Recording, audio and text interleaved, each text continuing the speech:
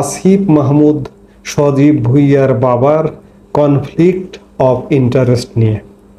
আসলে কদিন ধরে চট্টগ্রামে এক ভিন্ন রকম দৃশ্য আমরা দেখেছি। শেখ হাসিনা ফোর্স, মানে শেখ হাসিনার ফোর্স, তারা একটা নতুন মিশনে নেমেছেন। 15 থেকে 30 জনের একটা টিম। তাদের মাধ্যমে আওয়ামী লীগকে আবারও ফিরিয়ে আনার জন্য সরকারের উপর চাপ তৈরি বলেন অথবা জনগণের নিজেদের অস্তিত্ব জানান দেওয়া বলেন, এই কর্মকাণ্ডগুলো করছে। প্রধানমন্ত্রী হয়ে ফিরছেন শেখ হাসিনা। নরেন্দ্র মোদী এবং আমেরিকার ভাইস প্রেসিডেন্ট জেডি ভান্সের মধ্যে বৈঠক। বাংলাদেশ আওয়ামী লীগের সাথে কিন্তু জাতিসংঘ একটি বৈঠক করবেন বলেও শোনা যাচ্ছে। জাতিসংঘ যখন আওয়ামী লীগের সাথে বৈঠকে বসবে বা বৈঠকে বসার পরিবেশ করবে, তখন কিন্তু আওয়ামী লীগের যে একটি ঐতিহ্যগত মান মর্যাদা রয়েছে সেটি কিন্তু আন্তর্জাতিক মহলে আরো বেশি প্রকাশিত হবে। আসিফ মাহমুদের বাপে লুটপাট করে আসিফ মাহমুদ জানে না, আসিফ মাহমুদের পিএস লুটপাট করে আসিফ মাহমুদ জানে না। এনে কি কিসের জন্য? ঘাস কাটার জন্য বসে আছে, মস্কারা করে। আমার কথা হলো, মায়ের একটা মারিতে পড়বে না, একবারে পাবলিক এমন দৌড়ে নিয়ে দেবে, বাপের নাম ভুলাবে। কাশ্মীর সীমান্তে ভারত ও পাকিস্তানের সেনাদের মধ্যে গোলাগুলির ঘটনা ঘটেছে। বৃহস্পতিবার রাতে ঘটনা ঘটে, সেখানে এখন তীব্র উত্তেজনা বিরাজ করছে। যুদ্ধের দাবানল বেজে উঠেছে ভারত পাকিস্তান। এই যুদ্ধের দাবানলে কে হারবে কে জিতবে? পাকিস্তানের সেনাপ্রধান বলেছেন 3 বার কাশ্মীরকে নিয়ে যুদ্ধ করেছি আমরা, আরো যদি 10 বার যুদ্ধ করতে হয় তাও চালিয়ে যাবে পাকিস্তান। পেহেলগাঁওতে হামলা ভারতই করিয়েছে, যা পাকিস্তানের বক্তব্য। অর্থাৎ পাকিস্তানের ভাষায় কথা বলছেন বাংলাদেশের আইন উপদেষ্টা। এই পোস্ট ঘিরে শোরগোল পড়তেই তিনি তা ডিলিট করে দেন। কিন্তু বেকায়দায় পড়লেন মোহাম্মদ ইউনূস, সেই সঙ্গে বেকায়দায় পড়ল বাংলাদেশ। কারণ ভারত যদি সন্ত্রাসবাদ নিয়ে পাকিস্তানের বিরুদ্ধে কড়া ব্যবস্থা নেয়, তাহলে বাংলাদেশের বিরুদ্ধেও তা নিতে হবে। ডক্টর আসিফ নজরুল্লাহ কি কাশ্মীর হামলার পরপরই আন্তর্জাতিক জঙ্গি সংগঠনের সঙ্গে বৈঠক করেছেন? ভারতের পররাষ্ট্র সচিব বাংলাদেশে যে সফর করে গেলেন কাশ্মীর হামলার আগে, সেইখানেও নাকি কাশ্মীর। গাইস, এতক্ষণ দেখলেন আজকের ভিডিও শিরোনাম, আর এখন দেখবেন বিস্তারিত। ইতিমধ্যে আজকের ভিডিও শিরোনাম দেখে কিন্তু বুঝতেই পারছেন আজকের খবরটা কতটা গুরুত্বপূর্ণ। দয়া করে কেউ স্কিপ করবেন না। যদিও বর্তমান বাংলাদেশের রাজনীতির অবস্থা বিশাল ভয়াবহ, আপনারা ভিডিও স্কিপ করে দেখলে খবরের কিছুই বুঝতে পারবেন না। যাই হোক বন্ধুরা, আজকের খবর নিয়ে আমরা পর্যালোচনা এবং তদন্ত করে বেশ কয়েকটি খুবই গুরুত্বপূর্ণ তথ্য এবং ভিডিও ফুটেজ পাই, যা আজকের ভিডিওতে সেগুলোই এক এক করে ধারাবাহিক তুলে ধরবো। যদিও আজকের ভিডিওটা কিছুটা লং হতে পারে, তবে আজকের ভিডিওতে জানতে পারবেন এমন কিছু অজানা গোপন তথ্য যা জানলে আপনিও ইতিমধ্যে অবাক হতে বাধ্য। সেই সাথে আরো জানতে পারবেন বর্তমান বাংলাদেশের রাজনীতির প্রেক্ষাপট আসলে কোন দিকে যাচ্ছে। বন্ধুরা চলুন, ভিডিওতে আজকের বেশি কথা বাড়াবো না, সরাসরি আজকে আমরা চলে যাব মূল ভিডিওতে। আসিফ মাহমুদ সজীব ভুঁইয়ার বাবার কনফ্লিক্ট অফ ইন্টারেস্ট নিয়ে। আসলে কদিন ধরে ভারত পাকিস্তান উত্তেজনা নিয়ে এত কথা বলছি যে উত্তেজনা এত বিরাজ করছে যে কোন সময় কখন কি হয়, নির্বোধ পাকিস্তান যে কোনো মুহূর্তে যে কোনো সময় ঘটনা ঘটিয়ে ফেলতে পারে, যার কারণে সেই বিষয় নিয়েই একটু বেশি আলাপ হচ্ছে। নির্বোধ পাকিস্তান তো ঘটনা ঘটিয়ে ফেলেছেই। গতকাল রাতে ভারতে এক প্রকার গুলি চালিয়েছে, ভারতীয় বাহিনীর উপর গুলি চালিয়েছে। এইভাবে নির্বোধ পাকিস্তানের বদৌলতে ভারত অনেক বুদ্ধিসম্পন্ন, ভারত আগে কিছু করবে না, পাকিস্তান বড় ধরনের একটা ঘটনা ঘটাবে যে কোনো মুহূর্তে, যে কোনো সময় এক রাতে শুনবো যে ভারত পাকিস্তান যুদ্ধ শুরু হয়ে গেছে। যাই হোক, সেটি নিয়ে আমরা পর্যবেক্ষণ করছি, নজর রাখছি কি ঘটছে। এখন আমি যে বিষয়টি নিয়ে আলাপ করতে চাই যে আসিফ মাহমুদ সজীব ভুঁইয়ার বাবা, ওদিকে আলাপ করতে গিয়ে এদিকে বাদ পড়ে যাচ্ছে। বাংলাদেশে এমন কিছু ঘটনা ঘটছে যে এই আলাপগুলো হচ্ছে না। যেটি জানা যাচ্ছে যে আসিফ মাহমুদ সজীব ভুঁইয়ার বাবা স্কুল শিক্ষক, একটি স্কুলের প্রধান শিক্ষক। তিনি নাকি ঠিকাদারি ব্যবসার লাইসেন্স করেছেন। এক সাংবাদিক তার কাছে সেই ঠিকাদারি ব্যবসার লাইসেন্সের তথ্য গেছে। তথ্য যাবার প্রেক্ষিতে সেই সাংবাদিক আসিফ মাহমুদ সজীব ভুঁইয়া, যুব ক্রীড়া ও স্থানীয় সরকার পল্লী উন্নয়ন মন্ত্রণালয়ের উপদেষ্টা আসিফ মাহমুদ সজীব ভুঁইয়া, যিনি সমন্বয়ক থেকে উপদেষ্টা হয়েছেন, তার কাছে যদি সেই সাংবাদিক জিজ্ঞেস না করতেন তাহলে এটি জানাও যেত না, ঠিকাদারি ব্যবসাটা হয়ে যেত। কিন্তু যে কোনোভাবে তথ্য পাচার হয়ে গেছে যে আসিফ মাহমুদ সজীব ভুঁইয়ার বাবা ঠিকাদারি ব্যবসায় নেমেছেন। এখন ঘটনা হচ্ছে, এটি নিয়ে গণমাধ্যমে নিউজ হয়েছে, সাংবাদিক মহল সোশ্যাল মিডিয়ায় পোস্ট করেছেন। তারপরে আসিফ মাহমুদ সজীব ভুঁইয়া একটি ব্যাখ্যা দিয়েছেন। ব্যাখ্যাটা এই যে তার বাবা একটি লাইসেন্স করেছেন স্থানীয় কোনো এক ঠিকাদারের প্ররোচনায়, যে তার নামে লাইসেন্স করলে কাজ পাওয়া সহজ হবে দেখে তিনি লাইসেন্সটি করেছেন। এবং পরে সজীব ভুইয়া এটিও বলেছেন যে তার বাবা কনফ্লিক্ট অফ ইন্টারেস্টটা বুঝতে পারেননি, যেহেতু সেই মন্ত্রণালয়ের উপদেষ্টার দায়িত্বে তার সন্তান। এই জন্য তার বাবাকে আর লাইসেন্স বাতিল করবার আবেদন করতে বলেন এবং লাইসেন্সটি বাতিল করা হয়েছে। ঠিক আছে, মেনে নিলাম যে বাতিল করেছেন, অনেকে আবার এটিকে প্রশংসা করছেন, কিন্তু ভাই আমি প্রশংসা করতে পারছি না। আপনি অন্যায় করবার জন্যই কাজটা করেছিলেন, আপনার বাবা অন্যায় কাজ করবার জন্যই করেছিল। এরকম হাজারো অন্যায় কর্মের কথা বাতাসে ভেড়সে বেড়াচ্ছে, আমরা শুনতে পাচ্ছি। আপনি আজকে বলছেন যে কনফ্লিক্ট অফ ইন্টারেস্টটা বুঝতে পারেননি আপনার বাবা। আপনার বাবা একজন স্কুল শিক্ষক, একটা স্কুলের প্রধান শিক্ষক, তিনি বুঝতে পারেননি। এটি একটা শিশু কি মানবে? তিনি অবশ্যই বুঝে শুনেই একটা ব্যবসার জন্যই এই কাজটি করেছেন। আপনার বাবার বিরুদ্ধে তো আরো অভিযোগ আছে। সেই স্কুলের হিন্দু সহকারী প্রধান শিক্ষিকাকে অপসারণ করেছেন আপনার বাবা। সেখানেও কি তিনি এই কনফ্লিক্ট অফ ইন্টারেস্ট বুঝতে পারেননি? আবার আপনার বাবা বুঝতে পারেননি, আপনি কি কনফ্লিক্ট অফ ইন্টারেস্ট বুঝতে পেরেছিলেন? গত শীতকালে আপনি শীতের কম্বল বিতরণের জন্য হেলিকপ্টার যাত্রা করেছিলেন কেন? আপনি কি কনফ্লিক্ট অফ ইন্টারেস্ট বুঝতে পারেননি? রাষ্ট্রের স্বার্থটা বুঝতে পারেননি? অর্থাৎ আপনারা আসলে অনেক কিছু বুঝতে পারছেন না, বুঝেও না বোঝার মতো অবস্থায় আছেন। আপনারা যদি এই অবস্থায় করবেন, নতুন বন্দোবস্তের কথা বলে মানুষকে মিথ্যে স্বপ্ন দেখিয়ে, তাহলে ভাই আপনারা বিগত আওয়ামী লীগ সরকারকে খেদিয়ে দিলেন কেন? আমরা আওয়ামী লীগ সরকারের কাছেই শুদ্ধতা চাইতাম যে আওয়ামী লীগ সরকার, তোমাদের মধ্যে চোর বদমাইশ ঢুকে গেছে, তোমরা এই চোর বদমাইশকে পরিষ্কার করো, নইলে কিন্তু খবর আছে। কিন্তু এক চোরকে বিদায় করে আর এক চোর এসছেন আপনারা। আপনি আসিফ মাহমুদ, সজীব ভুইয়া, আপনার আরো যেসব সমন্বয়ক আছে, সবাই সমানে চুরি চামারিতে নিয়োজিত হয়েছেন, আর বলছেন আপনার বাবা কনফ্লিক্ট অফ ইন্টারেস্টটা বুঝতে পারেনি। ভাই এসব ধোঁকাবাজি তো হয় না, ধোঁকাবাজি দিয়ে তো হয় না। ইতিমধ্যে আপনারা কিন্তু ব্যর্থ হয়ে গেছেন। ব্যর্থ এই জায়গায় হয়ে গেছেন যে আপনারা বাংলাদেশের মানুষকে একটা নতুন স্বপ্ন দেখিয়েছিলেন, সেই স্বপ্ন অনুযায়ী কাজ করতে পারেননি, বরঞ্চ চরম নেতিবাচক কাজে আপনারা এই মুহূর্তে লিপ্ত। যে কোনো সময় বাংলাদেশের মানুষ ক্ষুব্ধ হয়ে আপনাদের কিন্তু পিটিয়ে বিতরণ করবে। অবস্থাটা কিন্তু এইরকম। মানুষ কিন্তু এখন সংক্ষুব্ধ হয়ে গেছে। মানুষ ভাবছে যে আওয়ামী লীগের সময় অনেক ভালো কাজের মধ্যে প্রচুর খারাপ কাজ ছিল। এই খারাপ কাজগুলো যদি বন্ধ হয়, বন্ধ হয়ে যদি একটা নতুন ব্যবস্থা আসে, মানুষ সেটিকে স্বাগত জানাতো। কিন্তু আপনারা সেগুলো করতে পারলেন না। আপনারা এক একজন দুর্নীতিতে আকণ্ঠ নিমজ্জিত, কণ্ঠ পর্যন্ত। এর প্রমাণ সারা বাংলাদেশের আকাশে বাতাসে ভেসে বেড়াচ্ছে। আজকে বলছেন কনফ্লিক্ট অফ ইন্টারেস্টের কথা। অর্থাৎ কনফ্লিক্ট অফ ইন্টারেস্টের কথা আপনারা কেউ বোঝেন না। আপনারা জেনে বুঝে এসব দুর্নীতির সঙ্গে জড়িয়ে পড়েছেন। এভাবে টিকতে পারবেন না। আওয়ামী লীগের চোরগুলো পালিয়ে বেঁচেছে, আপনারা কিন্তু পালায়েও বাঁচতে পারবেন না, সেই সময়টা পাবেন না। দেশের মানুষ আপনাদেরকে সেই সুযোগ কিন্তু দেবে না। কাজেই আপনাদের আর ভালো হতে কি বলবো, ভালো হতে বলারও সুযোগ নেই। আপনারা কি ভালো হবেন কিংবা আপনারা ভালো হলে কার কি যায় আসে? কারণ আপনাদের এই বাংলাদেশের জন্য কিসের অবদান আছে, কতটুকু অবদান আছে? রাজনীতিবিদদের তো একটা অবদান থাকে, আপনারা তো রাজনীতিবিদ না। যাই হোক, এসব কনফ্লিক্ট অফ ইন্টারেস্টের কথা বলছেন, ধোঁকাবাজের কথা বলছেন, জনগণকে ধোঁকা দিয়েছেন, এটি পরিষ্কার, মানুষ বুঝে গেছে। এই মুহূর্তে এ পর্যন্তই। সবাই ভালো থাকুন।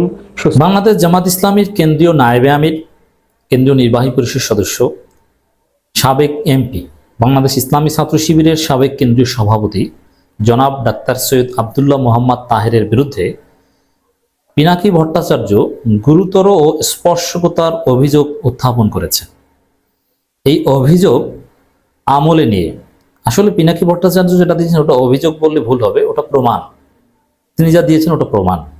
তারপরও আমি ধরে নিলাম অভিযোগ, এলিগেশনস মানে প্রুফড বিষয়টা এরকম নয়, যদিও সব প্রুফই এখানে পিনাকি ভট্টাচার্য দিয়েছে। তারপর আমি জাস্ট অভিযোগ হিসাবে ধরে নিলাম। অভিযোগ উত্থাপন করলেই কেউ কনভিক্টেড হয় না, এটা যাচাই বাছাই করে প্রমাণ করতে হয়। আমি জাস্ট এলিগেশন হিসাবে ধরে নিলাম। ডাক্তার তাহেরের বিরুদ্ধে যে সেন্সিটিভ অভিযোগ পিনাকি ভট্টাচার্য উত্থাপন করেছেন, জামাত ইসলামী যদি তাদের আদর্শের উপর প্রতিষ্ঠিত থেকে থাকে, তাহলে জামাত ইসলামীর জন্য ওয়াজিব পিনাকি ভট্টাচার্যের অভিযোগ আমলে নিয়ে ডাক্তার তাহেরের বিরুদ্ধে অভিযোগ নিরপেক্ষভাবে তদন্ত করা। ডাক্তার তাহের জামাত ইসলামীতে তদন্তের ঊর্ধ্বে হতে পারেন না। তদন্ত করে যদি সঠিক হয় তাহলে ডাক্তার তাহেরের বিরুদ্ধে সাংগঠনিক ব্যবস্থা নেওয়া উচিত। আর যদি সঠিক না হয় তাহলে পিনাকি ভট্টাচার্যকে জানিয়ে দেওয়া উচিত যে না, আমাদের তদন্তে আপনার অভিযোগ প্রমাণিত হয়নি, আপনি ভুল বলেছেন, আপনি ক্ষমা চান। আমরাও তখন পিনাকি ভট্টাচার্যকে ক্ষমা চাইতে বলবো এবং জামাত ইসলামের যে স্বাধীন নিরপেক্ষ তদন্ত সেটা আমরা প্রচার করব। দেখেন, একটু ভূমিকা বলে নিই। জামাত ইসলামী এখন একটা আবেগের নাম এদেশের আপামর জনসাধারণের।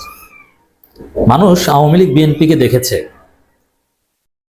কেউ বাংলাদেশের মানুষের স্বপ্ন পূরণ করতে পারেনি। মানুষ এখন স্বপ্ন দেখছে যে জামাত ইসলামী বাংলাদেশের মানুষের স্বপ্ন পূরণ করবে, বিপ্লবের স্পিরিট ধারণ করে একটা সুন্দর ন্যায়ভিত্তিক ইনসাফ ভিত্তিক দুর্নীতিমুক্ত বাংলাদেশ জামাত ইসলামী করতে পারবে, অন্য কেউ গড়ে তুলতে পারবে না।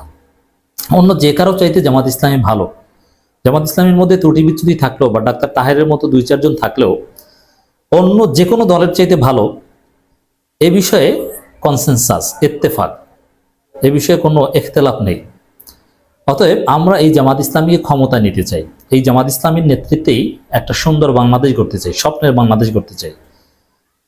সেখানে জামাত ইসলামীতে যদি কোনো বিতর্কিত লোক থাকে, দুর্নীতিগ্রস্ত লোক থাকে, অসৎ লোক থাকে, তাদের বিরুদ্ধে আমরা জোরালোভাবে কথা বলবো এবং তারা যাতে এই দলে না থাকতে পারে কিংবা সংশোধন হয় সে বিষয়ে আমাদের ভূমিকা থাকবে। এতে আমাদের প্রতি যারাই অসন্তুষ্ট হোক না কেন কিছু করার নেই। আমরা জামাতকে শুদ্ধ পথে রাখার জন্য, সহি পথে রাখার জন্য সামর্থ্যের সবটুকু উজাড় করে দিয়ে চেষ্টা করে যাব। তো দর্শক, একটু পিছন থেকে আসি যে ডাক্তার তাহেরের বিরুদ্ধে কেউ অভিযোগ করলে সেই অভিযোগ প্রাথমিকভাবে আমলে নেওয়াটা যৌক্তিক, কারণ ডাক্তার তাহের অনেক আগে থেকে বিতর্কিত। একাধিকবার ডাক্তার সৈয়দ আব্দুল্লাহ মোহাম্মদ তাহেরের রুকনিয়াত স্থগিত হয়েছিল বা বাতিল হয়েছিল। এখন আপনি চিন্তা করেন, জামাত ইসলামীতে যার রুকনিয়াত স্থগিত হয় বা বাতিল হয়, কতটা পদচ্যুতি ঘটলে একজন রুকনিয়াত স্থগিত হয়, তাও একজন শিবিরের সাবেক কেন্দ্রীয় সভাপতির, বড় নেতার, সাবেক এমপি, যদিও তখন তিনি এমপি হয়তো বা ছিলেন না। এটা খুবই স্পর্শকতা। তো যে ব্যক্তি একাধিকবার রুকনিয়াত স্থগিত হয় সেই ব্যক্তি বিয়ন্ড রিজনেবল ডাউট জামাত ইসলামীতে বিতর্কিত। এবং এবি পার্টির ডিফ্যাক্টো প্রতিষ্ঠাতা বলা হয়ে থাকে, কথিত আছে, গুঞ্জন আছে, ডাক্তার সৈয়দ আব্দুল্লাহ মোহাম্মদ তাহের। তিনি কোথায় কি বৈঠক করেছিলেন অনেক কথাই অনেকে বলে, আমি সেদিকে বাদ দিলাম। তিনি এখন এবি পার্টিতে যাওয়ার কথা বলে যারা জানলে জামাত ইসলামী করেন, ওয়েলকাম, এটা তো ভালো। এবং অনেকে বলেন যে ডাক্তার তাহেরকে নায়েবে আমির বানানো হয়েছে মূলত তিনি যাতে এবি পার্টিতে না যান। যদি এটাও হয়ে থাকে সেটাও ভালো। কেউ যদি অন্য একটা দলে যাওয়ার চিন্তা করেও না যে তার পুরনো বা সঠিক আদর্শের উপর থাকে, এটা অ্যাপ্রিসিয়েট করার মতো, আমি এটা কোনো গুরুতর বিষয় মনে করি। কিন্তু যে ব্যক্তির রুকনিয়াত একাধিকবার বাতিল হয় তাকে বিতর্কিত বলতে হবে, এটা একটা স্ট্যান্স হওয়া উচিত। তাকে সবসময় সন্দেহের চোখে দেখে যাচাই বাছাই করতে হবে, ব্ল্যাঙ্ক চেক দেওয়ার কোনো সুযোগ তাকে নেই। সাংবাদিক ইলিয়াস অভিযোগ করেছেন এর আগে আওয়ামী লীগের এক নেতাকে প্রশ্রয় দেওয়ার, এবং ডাক্তার তাহেরের ভাইয়ের বিরুদ্ধে অনেক অভিযোগ আছে, এবং 14 গ্রাম এলাকায় সন্ত্রাসী বাহিনী পালারও অভিযোগ ডাক্তার তাহেরের বিরুদ্ধে আছে। জামাত শিবিরের অনেকেই ডাক্তার তাহেরের উপর ক্ষুব্ধ এবং ভারতের সাথে বা রয়ের সাথে কানেকশনের অভিযোগও আছে। তো এই বিষয়ে সুনির্দিষ্ট কোনো কনক্রিট জবাব জামাত ইসলামী দিতে পারেনি। ইলিয়াস যে এর আগে অভিযোগ করেছেন সেই অভিযোগের কোনো জবাব দিতে পারেনি। এখন ইলিয়াস সম্ভবত রাগ হয়ে ডাক্তার তাহেরের গোমর ফাঁস করে দিবেন। আমি যখন কথা বলছি তখন পর্যন্ত ফাঁস হয়নি, তো অনেক কিছু ফাঁস করবেন, এটা আমি বুঝি। কারণ জামাতের কিছু গান্ডু কর্মী ইলিয়াসকে খেপিয়ে তুলেছেন, গঠনমূলক সমালোচনাকে বা ইলিয়াসদের স্বভাবসুলভ গালিকে সহ্য করতে পারেনি। এখন দেখেন কি করে। যাই হোক দর্শক, তো ডাক্তার তাহের যেহেতু বিতর্কিত, অতএব ডাক্তার তাহেরের বিরুদ্ধে অভিযোগ আনলে সেটা তদন্ত করা জামাত ইসলামের জন্য ওয়াজিব। নইলে বুঝতে হবে যে জামাত ইসলামী তার আদর্শের উপর নেই। ডাক্তার তাহের সিন্ডিকেটে আমির জামাতও ধরাশয়ী, তদন্ত করার সাহস পান না, এটাই আমরা ধরে নেব। দর্শক, পিনাকি ভট্টাচার্য একটা ভিডিও বানিয়েছেন, আমি ইম্প্যাক্ট সহ ভিডিওর উপর আলোচনা করব। শিরোনাম মাহমুদুর রহমানের উপরে হাসিনার প্রতিশোধ। সেখানে মেঘনা গ্রুপ নিয়ে আলোচনা করেছেন পিনাকি ভট্টাচার্য। সেই মেঘনা গ্রুপের যে মালিক, তাকে নিয়ে অনেক কথা বলেছেন, তার সব কুকর্ম ফাঁস করে দিয়েছেন। সেখানে সেই মেঘনা গ্রুপের মালিক, ৭১ টিভির মালিক, তিনি যে কতটা খারাপ ছিলেন, মানে ওই মালিককে, ওই ব্যক্তিকে পা থেকে মাথা পর্যন্ত পিটে হাত পা ভেঙে দেওয়ার মতো কাজ তিনি করেছেন। এটা ৫ আগস্টের বিপ্লবের স্পিরিট। হাসিনার এমন কোনো চাটুকারিতা নাই ওই মেঘনা গ্রুপের মালিক, ৭১ টিভির মালিক না, যেটা করেন নাই। ভারতের এমন কোনো দালালি নাই যে তিনি করেন, এমন কোনো অবৈধ ব্যবসা নাই যে তিনি করেন নাই। ওবায়দুল কাদেরের চিকিৎসা খরচ দেওয়া থেকে শুরু করে, ওবায়দুল কাদেরকে বিদেশে পালাতে থেকে শুরু করে, হাসিনার অবৈধ সুযোগ সুবিধা নিয়ে অবৈধ ব্যবসা করে রাতারাতি একজন লবণ ব্যবসায়ী থেকে বিশাল কোটিপতি হয়ে গিয়েছেন। এবং হাসিনা ফ্যামিলির সাথে আত্মীয়তা। তো এই যে বিষয়টা, মানে হাসিনার যদি আপনি 10 জন ঘনিষ্ঠ সহচরের তালিকা করেন যারা নানানভাবে হাসিনাকে সহযোগিতা করেছিল অর্থ দিয়ে, এবং বিনিময়তে তারা তো নিয়েছিল ট্যাক্স ফাঁকি থেকে শুরু করে নানান অবৈধ সুবিধা, এবং এটা স্বীকার করেছেন পিনাকি ভট্টাচার্য যা দেখিয়েছেন এই মেঘনা গ্রুপের মালিক, ৭১ টিভির মালিকের বিরুদ্ধে। এরপর আর কোনো কথা থাকে না। আর এই ৭১ টিভি হাসিনার ন্যারেটিভ নির্মাণে, ভারতের ন্যারেটিভ নির্মাণে কি নির্লজ্জ ভূমিকা পালন করেছে। জামাত শিবিরকে রাজাকার, সন্ত্রাসী, জঙ্গি, কত নিকৃষ্ট ভাষায় কথা বলেছে। আল্লামা সাইদির চরিত্র হনন থেকে শুরু করে জামাত নেতাদের বিরুদ্ধে যে ভয়ানক নির্লজ্জ প্রচারণা চালিয়েছে, এত নিচে, ৭১ টিভির মতো এত নিচে সময় টিভিও নামেনি। এতটা ভয়ঙ্কর ছিল। আলেম ওলামাদেরকে কি অপমান করে কথা বলতো। এমনকি হাসিনা পালানোর আগে সর্বশেষ ব্যবসায়ীদের নিয়ে গণভবনে যে বৈঠক করেছেন, সেখানে সামনের সারিতে বসেছিলেন এই ৭১ টিভির মালিক। ওই লোকের সাথে ডাক্তার তাহেরের সম্পর্ক, ছবি দেখিয়েছেন পিনাকি ভট্টাচার্য, তার মেয়ের বিয়ে যান, আরো বিভিন্ন জায়গায়। এবং পিনাকি অভিযোগ করেছেন যে আন্দালিব রহমান পার্থ এবং ডাক্তার তাহের তাকে শেল্টার দেন। এ কারণে এই ভয়ঙ্কর অপরাধী, যাকে পিটাইয়া একদম হাত পা ভেঙে দেওয়া উচিত ছিল, যার ব্যবসা প্রতিষ্ঠান একদম ধানমন্ডি ৩২ মতো জয় বাংলা করে দেওয়া উচিত ছিল, তার ৭১ টিভি একবার মাটির সাথে গুঁড়ি দেওয়া উচিত ছিল, তার বিরুদ্ধে সরকারও কোনো ব্যবস্থা নিচ্ছে না, কোনো তদন্তও হচ্ছে না। বরং উল্টো মাহমুদুর রহমানের বিরুদ্ধে তিনি মামলা করেন। চিন্তা করেন, হাসিনের এরকম একবার টপ মোস্ট একজন সহযোগী এখনো বহাল তবিয়তে আছেন। পিনাকির অভিযোগ, এটা বেশি আন্দালিব রহমান পার্থ, বিএনপি মির্জা ফখরুল, বরকতুল্লাহ বুলু, ডাক্তার সৈয়দ আব্দুল্লাহ মোহাম্মদ তাহের, এদের কারণে ডক্টর ইউনূস সরকার পারছে না। যেহেতু ডক্টর ইউনূস সরকার এই রাজনীতিবিদদের সাথে নিয়ে চলেন, তাদের কনসার্নের বাইরে অনেক কিছুই করতে পারেন না, এরা শেল্টার দিয়ে রক্ষা করেছে। এবং এই যে অভিযোগ পিনাকি ভট্টাচার্যের, এটা জামাত শিবিরের, আমি বিশ্বাস করি যে অধিকাংশ লোক বিশ্বাস করে। আমি কয়েকটা মন্তব্য শোনাই। একজনে লিখেছেন, প্রভাবশালী একজন অ্যাক্টিভিস্ট জামাতপন্থী, পিনাকির আজকের পর্বে মেঘনা গ্রুপ রক্ষার কুশীলবদের ছবি সহ যে পরিচয় আসছে, তারপরও যারা পিনাকির ভিডিও দেখবে ও বিশ্বাস করবে তাদের শপথ ভঙ্গ হবে নিশ্চিত। মানে এটা স্যাটায়ার করেছেন, এটা তারা বুঝিয়েছেন এই লেখক যে পিনাকির যে অভিযোগ সেটা সত্য। অতএব এই অভিযোগ আমলে না নিলে, অভিযোগ আমলে নিয়ে যদি তদন্ত করে ওই রকুনিয়াত বাতিল করা না হয় ডাক্তার তাহেরের, সেটা অন্যায় হবে, এটা বোঝানোর চেষ্টা করেছেন। সরাসরি লেখেন নাই, অ্যাম্বিগিয়াস লেখা। কয়েকটা মন্তব্য আপনাদেরকে শুনে। একজনে মন্তব্য করেছেন, তাহলে সেটা মিথ্যা প্রমাণ করেন। ইলিয়াস হোসেন জামাতকে অনেক আগে থেকে সতর্ক করতেছে। জামাত যেসব কাজ করতেছে পাকিস্তান জামাত বলেন বা জামাতের এত বছরের ইতিহাস কেউ করে নাই, এটা যারা বলে রাজনৈতিক ভুল, আমি এক বিন্দু বিশ্বাস করি না। সন্তোষ, মানে ইলিয়াসের কথা বিশ্বাস করেছে জামাতের লোকজন। একজন লিখেছেন, এস আলমের পক্ষে শুনছি চিটাং এর এক এমপি প্রার্থী নমনীয়। এস আলমের মতো ভয়ঙ্কর ভয়ঙ্কর অপরাধীর প্রতি কে নমনীয় জামাতের? তার বিরুদ্ধে আমরা কথা বলবো। যেমন এই মেঘনা গ্রুপের সাথে যে লুতুপুতু ডাক্তার তাহেরের, এর বিরুদ্ধে আমরা কথা বলছি, তদন্তের আহ্বান জানাচ্ছি। তো এস আলম, নাবিল, অমুক তমুক, সেই হাসিনার মাফিয়াদের পৃষ্ঠপোষক বা রক্ষাকর্তা এখন কারা জামাতের, আমরা প্রত্যেকের বিরুদ্ধে কথা বলবো। তাহের কাকুর বিরিয়ানি ও কত বছর যে খায়নি বিরিয়ানি রে, অথচ আপনারা এতদিন তাদেরকে মাথায় তুলে রাখছেন। মানে ডাক্তার তাহেদের মাথায় তুলে রাখাটা ঠিক হচ্ছে না, এটা জামাতের লোকজন বলছে। আরেকজন মন্তব্য করেছেন জামাতের, মেঘনা গ্রুপ ডাক্তার তাহের রক্ষা করছে, এটা ওপেন সিক্রেট। জামাতের লোকজন বিশ্বাস করছে। ওনারা উভয় 14 গ্রামের। এবং পিনাকির ডকুমেন্ট যে চাটুকারের বক্তব্য দিচ্ছে সাবেক UP union chairman Iqbal Hossain, তার কাছ থেকে এখনো মানুষ লক্ষ লক্ষ টাকা পায়। ডকুমেন্টে পিনাকি বলা কোনো কিছুই মিথ্যা নয়, 14 গ্রামের জামাত শিবিরের লোকজন ভালো করেই জানে। এবং জামাত শিবিরের লোকজন পিনাকির এই অভিযোগ ডাক্তার তাহেরের বিরুদ্ধে এটা বিশ্বাস করে। অতএব আমিরে জামাতের জন্য ওয়াজিব, যদি তিনি জামাত ইসলামের আদর্শের উপর অবিচল থেকে থাকেন, ডাক্তার তাহেরের বিরুদ্ধে তদন্ত করা। তবে যেহেতু ডাক্তার তাহের শক্তিশালী লোক, জামাতের ভিতরের যে ইন্টারনাল পাওয়ার পলিটিক্স, সেখানে ডাক্তার তাহের অত্যন্ত পাওয়ারফুল। তিনি যদি তার নায়েবে আমির পদে বহাল থাকেন, সুষ্ঠু তদন্ত হবেন না, তদন্ত প্রভাবিত করবেন। এই জন্যে ডাক্তার তাহেরের পদ সাময়িক স্থগিত করে তার বিরুদ্ধে এই ভয়ানক অভিযোগের তদন্ত করার জরুরি আহ্বান জানায়। যারা এই 71 টিভির মালিক, এই ভয়ঙ্কর অপরাধী হাসিনার টপ মোস্ট দালাল, মেঘনা গ্রুপ রক্ষা করতে চাইবে, তাদের দালালি করবে, তাদের সাথে সম্পর্ক রাখবে, জামাত ইসলামী তো দূরের কথা, বাংলাদেশে রাজনীতি করার অধিকার তার থাকতে পারে না।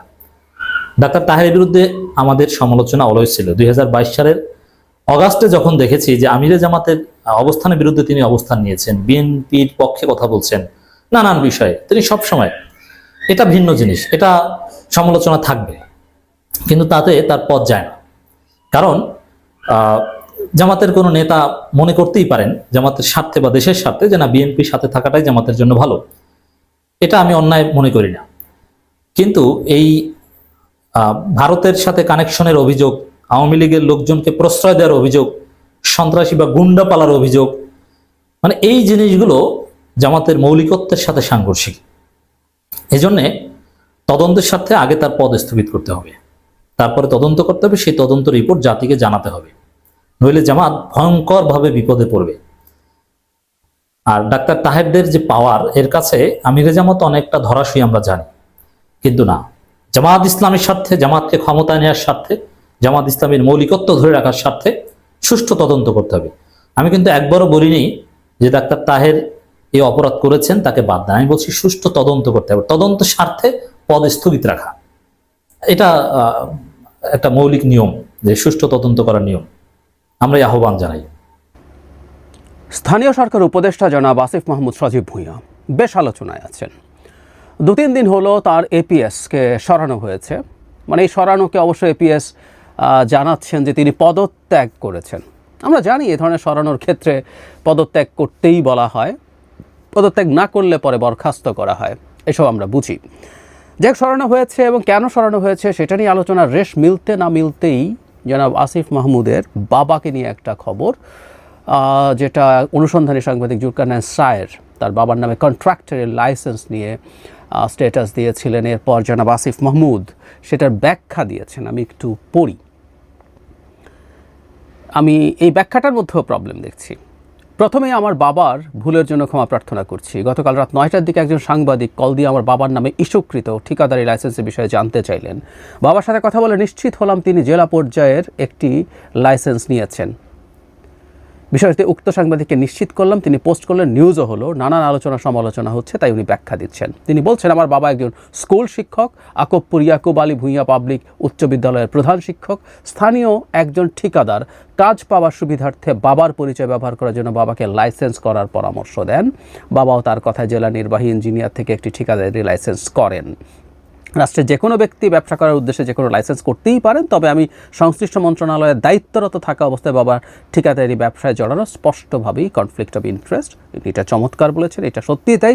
ইনফ্যাক্ট জুলকারনাইন সায়েরও এই প্রশ্নটাই তুলেছেন। বিষয়টি বোঝানোর পর আজকে আবার বাবার আবেদনের প্রেক্ষিতে লাইসেন্সটি বাতিল করা হয়েছে। তিনি তার বাবা সম্মত এটা বুঝতে পারেননি তিনি বলছেন। তবে জনাব আসিফ মাহমুদ বলছেন এই লাইসেন্স ব্যবহার করে কোনো রকম কোনো কাজ নেওয়া হয়নি। আচ্ছা, এই যে একজন, তার ভাষ্য মতে একজন তার বাবার নাম ব্যবহার করে সুবিধা পাওয়া যেতে পারে, ওনার ভাষাটা এরকম, স্থানীয় একজন ঠিকাদার কাজ পাওয়ার সুবিধার্থে বাবার পরিচয় ব্যবহার করার জন্য বাবাকে লাইসেন্স করার পরামর্শ দেন। মানে আসিফ মাহমুদের বাবার নামে, ধরে নিলাম যে স্থানীয় একজন ঠিকাদারি করবেন কিন্তু বাবার নামে করবেন, এমনি এমনি করছেন, তার বাবা এমনি এমনি এটায় রাজি হয়ে গেছেন। বা সেই ঠিকাদারে কেন মনে হলো আসিফ মাহমুদের বাবার নামে লাইসেন্স থাকলে কাজ পাওয়ার সুবিধা হবে? কেন মনে করলেন? কেন তার মধ্যে এই বিশ্বাস? এটা তো নতুন বাংলাদেশ। আসিফ মাহমুদ নতুন বন্দোবস্তের কথা বলেন না? বলেন তো। তো তার বাবার নাম থাকলে কাজ পাওয়া যাবে, এটা ঠিকাদারের কেন মনে হলো? এই প্রশ্ন করা জরুরি, খুব জরুরি। আর একটা কথা বলে রাখা ভালো, বাবা এসব লাইসেন্স যদি নাও থাকে, কনফ্লিক্ট অফ ইন্টারেস্টের প্রশ্নটা হয়তো সরবে। আমি বলছি না তিনি দুর্নীতিতে জড়িত আছেন, কিন্তু দুর্নীতিতে মন্ত্রীর পজিশনে বসে থেকে জড়ানো কোনো ব্যাপার না। ওটার জন্য লাইসেন্স করে, বাবাকে লাইসেন্স করিয়ে, কন্ট্রাক্টারি করিয়ে এসব করতে হয় না। আওয়ামী লীগের সময় কয়জন মন্ত্রীর বাবা ভাই কারোর নামে লাইসেন্স করিয়ে তারা করাপশন করেছেন। তাও এখানে তিনি একটা বক্তব্য দিলেন, কিন্তু যে জায়গাটায় তিনি আসলে একেবারেই মানে সনাতনী পথে হাঁটলেন সেটা হচ্ছে তার এপিএস এর ব্যাপারে। আমি তার ফেসবুকে ঢুকে দেখলাম তার এপিএস যে ব্যাখ্যা দিয়েছেন, সেই ব্যাখ্যা তিনি শেয়ার করেছেন যে তিনি পদত্যাগ করেছেন এবং কেন কেন পদত্যাগ করেছেন, তার বিরুদ্ধে দুর্নীতির অভিযোগ অস্বীকার করছেন, এগুলো লিখছেন। আমি যেটা এক্সপেক্ট করেছিলাম তার জায়গা থেকে সেটা হচ্ছে জনাব আসিফ মাহমুদ, তিনি যদি এই দুর্নীতির ব্যাপারে জ্ঞাত না থাকেন, যে অভিযোগগুলো এসে প্রায় বলি যে মানে আমরা তো এগুলো নিয়ে অনেক দিন থেকে শুনছি, খুব ভালো হতো এই অপসারণের সাথে সাথে তিনি চাইতেন যে তার বিরুদ্ধে তদন্ত হোক। তদন্ত হওয়া মানে কারো কেউ দোষী প্রমাণিত হয়ে যাওয়া না। এবং আমরা আশা করতে চাই দুদক তদন্ত করে আওয়ামী লীগের দুদক হবে না। আওয়ামী লীগের সময় দুদকেও ডাকা হতো, আওয়ামী লীগের লোকজনকেও ডেকে দুদকে দেওয়া হয়েছে, তারপর সেখান থেকে তারা একটা ক্লিন সার্টিফিকেট নিয়ে বের হতেন। সেই সার্টিফিকেটের মতো ফাজলামো না, একটা জেনুইন তদন্ত তিনি চাইতে পারতেন, যেহেতু এটা নিয়ে সমাজে প্রশ্ন আছে, সিরিয়াস প্রশ্ন আছে, কিন্তু তিনি সেটা করলেন না, তিনি তার পক্ষে গিয়ে দাঁড়ালেন। একটা কথা আমরা বলি, যেমন এখানে তার বাবার ক্ষেত্রে একটা ডকুমেন্ট পাওয়া গেছে সরাসরি, তাই তাকে এটা নিয়ে কথা বলতে হয়েছে। দুর্নীতির ডকুমেন্ট কি সবসময় সরাসরি পাবলিক স্ফিয়ারে চলে আসে খুব সহজে? উত্তর হচ্ছে না। আওয়ামী লীগের, আমি যে কাউকে জিজ্ঞেস করি, যে কেউ এখানে জবাব দিতে পারেন ভিডিওর নিচে, যে আওয়ামী লীগের কজনের বিরুদ্ধে, কয়জন মন্ত্রীর বিরুদ্ধে, কয়জন নেতার বিরুদ্ধে দুর্নীতির একেবারে ডকুমেন্ট, এরকম পেপার ডকুমেন্ট আমাদের হাতে এসে হাজির হয়েছে, যে কেউ লিখুন তো। তাহলে কি আওয়ামী লীগ দুর্নীতি করে নাই? তাহলে আওয়ামী লীগ যে এত ভয়ঙ্কর করাপশন করছে আমরা জানলাম কিভাবে, বুঝলাম কিভাবে? আমি এজন্য বলি এই আলাপগুলো করতে হবে। যেই মানুষটাকে নিয়ে ওয়াইড স্প্রেড সমালোচনা আছে, যে মানুষটাকে নিয়ে বিভিন্ন স্তরে, যারা আসিফ মাহমুদের শত্রু নন, এই সরকারের শত্রু নন, বরং বন্ধু, আমি এমন মানুষের কাছ থেকেও একই রকম অভিযোগের কথা শুনতে পেরেছি। এটা চারপাশে হচ্ছে, এটা স্পেসিফিক হওয়ার দরকার নেই। ফলে যেটা উচিত ছিল এই এপিএস এর ব্যাপারে তদন্ত করা, আর আসিফ মাহমুদ না চাইলেও সরকারের উচিত ছিল, এবং এপিএস এই ধরনের করাপশনের সাথে জড়িত আছেন, এটা যদি প্রাথমিক অভিযোগে সত্যতা পাওয়া যায়, সেটা মন্ত্রীর অগোচরে হয়েছে, এটা বিশ্বাস করাও কঠিন হয়। আমি খুবই পছন্দ করব এখনও সরকার আসলে এই ধরনের কোনো তদন্তে যাবে, কিন্তু আমি আগেও বলেছি এটা করবে না, কারণ সরকারের মধ্যে একটা অংশ আছে, তারা শেখ হাসিনার মতো সফল হিসাবে এই সরকারকে দেখাতে চায়, সব ক্ষেত্রে নিখুঁত, সব ক্ষেত্রে কোনো সমস্যা নাই এবং সফল, কারণ কারো খায়েশ আছে, তারা এই সরকারকে আরও লম্বা করে টেনে নিয়ে যাবেন। ফলে তার বাবার ক্ষেত্রে জনাব আসিফ মাহমুদ জিনিসটা প্রকাশ্যে আসার পর যেভাবে ডিল করেছেন, এটাকে আমরা প্রশংসা করতে চাই, কিন্তু তাকে এই প্রশ্নগুলোর জবাবও খুঁজে বের করতে হবে। তার বাবাকে জিজ্ঞেস করতে হবে, সেই ঠিকাদারকে জিজ্ঞেস করতে হবে, কেন তার মনে হলো আসিফ মাহমুদের বাবার নাম থাকলে, বাবার নামে লাইসেন্স থাকলে কাজ পাওয়া সহজ হবে। তার মানে কি এই পারসেপশন সমাজে ছড়িয়ে পড়েছে? আসিফ মাহমুদের ইনফ্লুয়েন্স অনেক কাজ করছে, যেখানে ম্যানিপুলেট করা যায়। এই প্রশ্নগুলো তাকে করতে হবে, ওই সব মানুষজনকে। এবং এপিএসের ব্যাপারে আরও স্পষ্ট অবস্থান জানানো উচিত ছিল, যেখানে তিনি আটারলি ফেল করেছেন, যেটা প্রধান বিষয়, যেটা সবচেয়ে বড় বিষয়, সেই বিষয়টা। এবং এটা যেহেতু ক্রুড ডকুমেন্ট পাওয়া যায় নাই, তাই এগুলো অস্বীকার করা সহজ হয়। আওয়ামী লীগের সময়ও আমরা একই জিনিস দেখেছি, একদম একইভাবে। আওয়ামী লীগের করাপশনের অভিযোগ করলেই ঠিক একই কথাগুলো বলতো, যেভাবে ব্যাখ্যা দিচ্ছে এখন, একদম আমাদের পরিচিত ব্যাখ্যা, একদম পরিচিত ব্যাখ্যা। সরি এভাবে বলার জন্য, সরকারকে পুরো আওয়ামী লীগের সরকার বলে ফেলছিল, কিন্তু সরকারের অনেক কর্মকাণ্ড, অনেক কাজ একেবারে আওয়ামী লীগের সময়কার মতো দেখা যায়। এর মধ্যে আমার কোনো রকম কোনো কনফিউশন। টকশোতে আওয়ামী লীগের করাপশন নিয়ে কথা বলেছি, আওয়ামী লীগের লোকজন একটা প্রমাণ দেখান, একটা ডকুমেন্ট দেখান, কোথায় করাপশন হয়েছে, কেন হয়েছে, কি হয়েছে, একই কথা। যাই হোক, ডকুমেন্ট পাওয়া যাবে না তা না, ডকুমেন্ট পাওয়া যায় যদি সঠিকভাবে প্রফেশনাল তদন্ত, দুদক বা আমাদের পুলিশের যেসব সংস্থা আছে, ডিবি বা এই ধরনের প্রতিষ্ঠান, তারা চাইলে তারা তদন্ত পেতে পারেন, তদন্ত করতে পারেন, করলে প্রমাণও, অকাট্য প্রমাণও পেতে পারেন যদি সিনসিয়ারলি সেটা করা হয়। এটা হবে না এই সরকারের অধীনে, এটা খুব স্পষ্ট এখন। ধন্যবাদ প্রিয় দর্শকবিন্দু, আমাদের ফুল ভিডিওটি দেখার জন্য আপনাকে জানাই অসংখ্য অসংখ্য ধন্যবাদ। তো বন্ধুরা, ইতিমধ্যে আমাদের ফুল ভিডিওটি দেখে আপনারা বুঝতে পারছেন আজকের ভিডিওটা কী নিয়েছিল এবং কী টাইটেল এবং কী থাম্বনেল ছিল, এটা কিন্তু আপনারা ইতিমধ্যে বুঝতে পারছেন। এই সমস্ত বিষয় নিয়ে আপনাদের কী মন্তব্য অবশ্যই কমেন্ট বক্সে কমেন্ট করতে ভুলবেন না। আর হ্যাঁ, এমন নিত্য নতুন আপডেট খবর সবার আগে পেতে চাইলে এখনই আমাদের এই পিচ্চি সাকিব ইউটিউব চ্যানেলটি কিন্তু সাবস্ক্রাইব করতে ভুলবেন না। বন্ধুরা, ভিডিওতে আমরা নিজস্ব কোনো কথা বলা হয় না, যা কিছু দেখছেন, যা কিছু শুনছেন সব কিছু কিন্তু সোশ্যাল মিডিয়া থেকে নিয়ে সংগ্রহ করা। ধন্যবাদ।